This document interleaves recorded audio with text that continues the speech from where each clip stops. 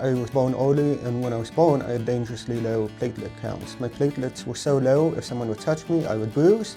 I needed blood transfusions really urgently when I was born, and from a result of that, that's the reason why I wanted to give back.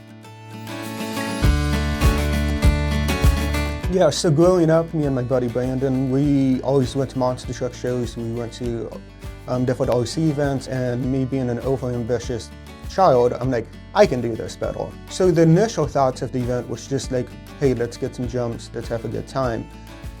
With that, though, we decided that we had to give back. And we thought about different organizations, and because of the personal connection with ImpactLife, that we decided that that would be the best messaging to go outbound with. You know, none of us have actual background in event hosting, background in marketing, background in anything. This is just us having passion for what we're doing.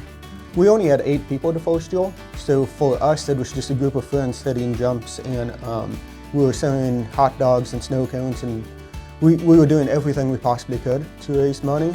To me, it's crazy to think of such a small group of people being able to affect so many different lives.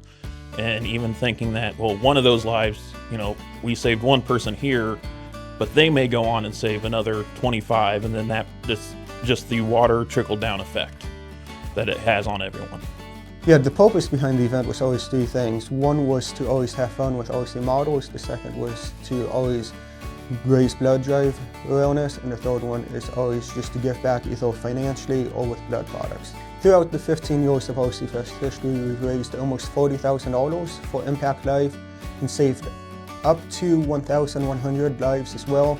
And throughout the event, we've had a lot of people come to the park. This year in 2025, we had over 8,000 people come to the park and over 200 participants. We were the biggest RC car event in 2025.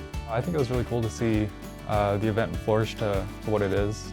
Especially, you know, almost 40,000 in donations from hot dogs and raffle tickets is pretty impressive. So I think it's amazing. You know, there's plenty of people out here that, you know, needed it, and that, who knows what those people are going to accomplish, you know. Could have been the same kind of story as Adam, but who knows, maybe it's the next president. We don't know. You know, it's amazing to be a part of this. And if it weren't for Adam, I probably wouldn't be a donor. It's a lot of work, but it helps when you have really good people to work with, knowing at the end of the day you're going to have an impact that's bigger than just yourself. If you are a first-time donor, or if you've never donated, continue to donate or start donating. You know, it's real easy. Book an appointment, call them, walk in. I'm sure they'll be able to squeeze you in. Just keep donating. I think that the lasting message would be, for me, that I went from a point of needing platelets to saving lives. I went from a point of playing monster trucks to having my childhood favorite monster truck driver there. Went from a point of having 8 people to having over 200 people. The sky's really the limit when it comes to whatever you can do. You set your mind to it, anything's possible. You need a good support system of people, and you need to have a message that you can drive home and be like, this is what we are all about.